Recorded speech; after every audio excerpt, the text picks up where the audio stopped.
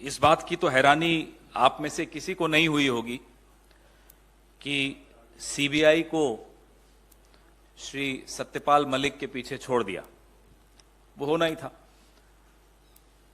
हैरानी इस बात की हमें तो हुई, मुझे पूरा भरोसा है आपको भी हुई होगी, कि ये करने में 10 दिन क्यों लगा दिए साहब ने।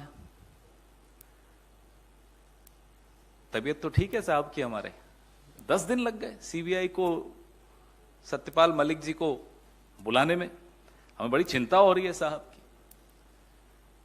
या तो सीबीआई और एजेंसीज अब सुन नहीं रहे साहब की, या सोचने में मजबूर हो गए कि करें या नहीं करें, या गर्मी की छुट्टियां हो गई चले गए, हमें नहीं मालूम क्या हुआ। लेकिन 10 दिन साहब को लग जाएं एजेंसीज को सत्यपाल मलिक जी के पीछे छोड़ने में, यह हैरानी की बात है। पूरा देश इंतजार कर रहा था और इंतजार कर रहा है कि पुलवामा पर जो खुलासा सत्यपाल मलिक जी ने किया, उसके बाद सरकार की तरफ से कोई कुछ बोलेगा, कोई तो मुंह खोलेगा, कोई जानकारी देगा, कोई जवाब देगा, कोई प्रतिक्रिया देगा। क्योंकि सत्यपाल मलिक जी ने बड़ा स्पष्ट तौर पे कहा था कि इंटेलिजेंस फेलियर था, सुरक्षा में चूक थी। 5 विमान अगर मुहैया करा दिए जाते जवानों को सीआरपीएफ के, तो ये आतंकी हमले से वो बच सकते थे। सरकार ने वो विमान देने से इनकार कर दिया।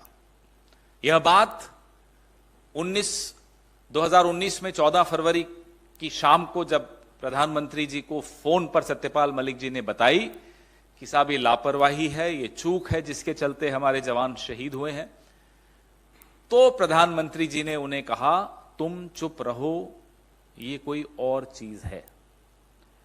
इतना बड़ा खुलासा सत्यपाल मलिक जी ने किया, एक इंटरव्यू में किया।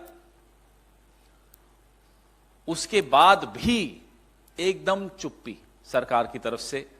हां, ट्रोल आर्मी जो है इनकी सत्यपाल मलिक जी के पीछे पड़ गई है, लेकिन सरकार की तरफ से कोई बयान नहीं आया, कोई प्रतिक्रिया नहीं आई।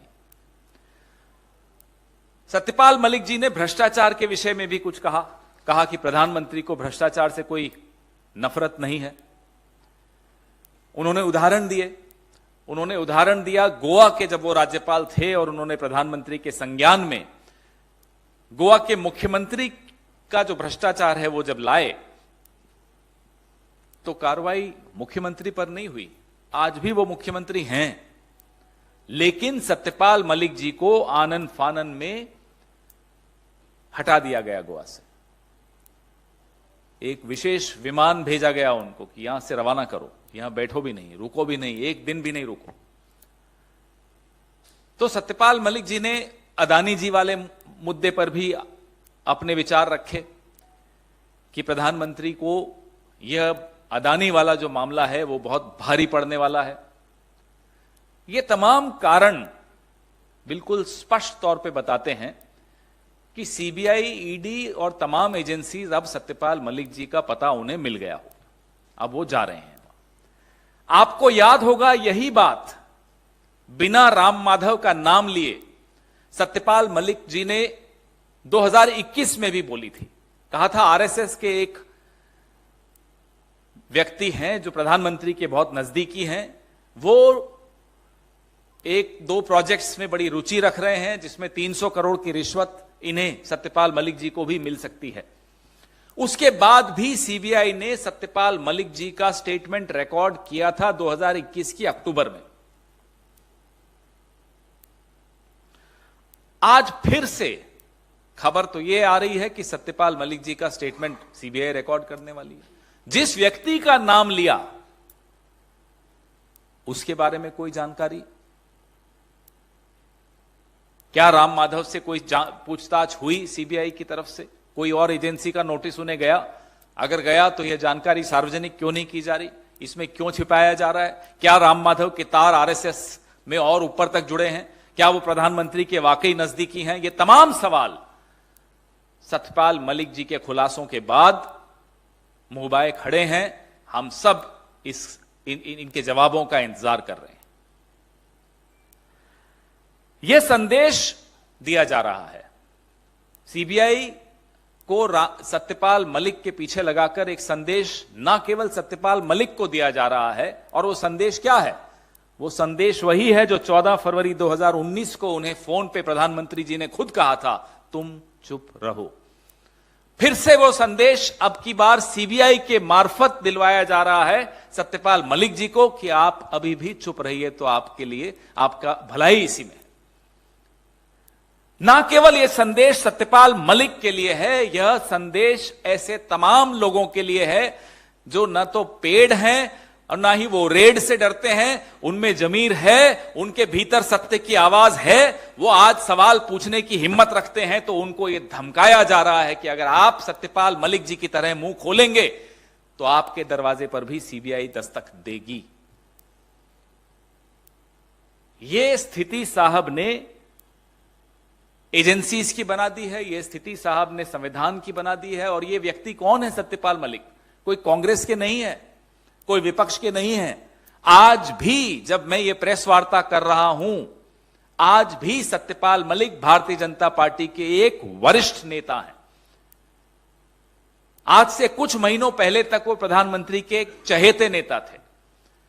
आज से कुछ महीनों पहले वो राज्यपाल भी थे। आज से 1.5 साल पहले वो जम्मू कश्मीर जैसे संवेदनशील राज्य के राज्यपाल थे, 2-2.5 साल पहले। तो लगातार आपने उनको एक से एक अच्छी पोस्ट दी। आज जब वो कुछ सवाल पूछ रहे हैं तो आप सीबीआई उनके पास भेज रहे हैं। जिस पर आरोप लगाया, सुना है वो अमेरिका में घूम रहे हैं, और जिसने आरोप लगाया वो अब सीबीआई के चक्कर काटेगा। तो जो राहुल गांधी बार बार हम सबको कहते हैं डरो मत, यह बात अब लोगों को समझ में आने लगी है। यह बात शायद सीबीआई को भी समझ में आने लगी है। 10 दिन इसीलिए लगे होंगे। और सत्यपाल मलिक जी के खुलासों के बाद ऐसे कई लोग हैं जो और कई खुलासे करने वाले हैं।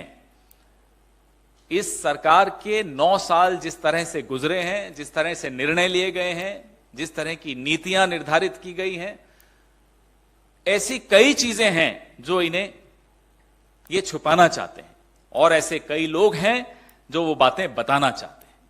आने वाले दिनों में आप सबके लिए बहुत रोचक होने वाले हैं और लोकतंत्र के लिए बहुत अच्छे होने वाले हैं, क्योंकि लोकतंत्र की रक्षा सत्यपाल मलिक जैसे लोग ही करते हैं जो सही वक्त पे बोलना जानते हैं। आपके सवाल।